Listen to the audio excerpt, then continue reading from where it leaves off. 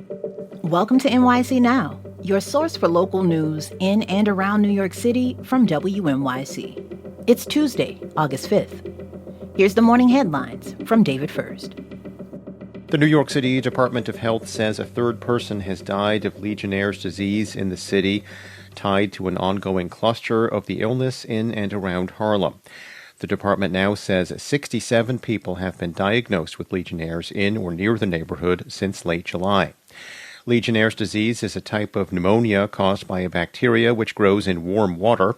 It thrives in places like cooling towers and air conditioning systems.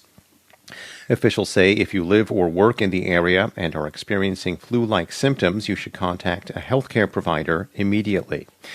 Meanwhile, a Harlemite who got sick with Legionnaires' disease in 2018 has some advice for New Yorkers affected by the latest outbreak. WNYC's Samantha Max reports.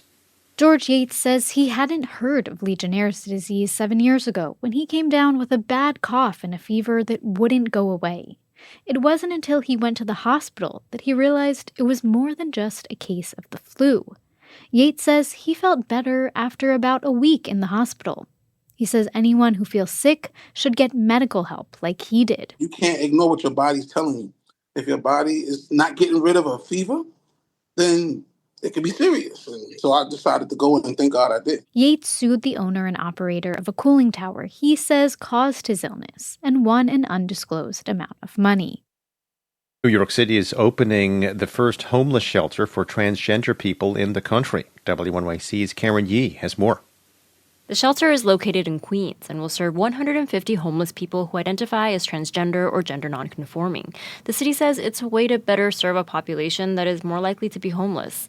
Sean Ebony Coleman is the CEO of Destination Tomorrow, the nonprofit that will manage the shelter.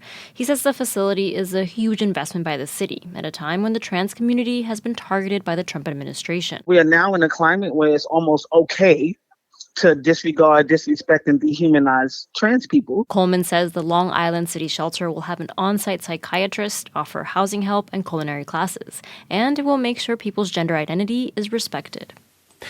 Right now, 72 degrees, expecting a high of 81 today, mostly cloudy skies, widespread haze. Tonight, mostly cloudy with a low of 68.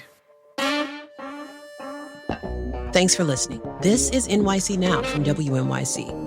Be sure to catch us every weekday, 3 times a day, for your top news headlines and occasional deep dives. Also subscribe wherever you get your podcasts. We'll be back this evening.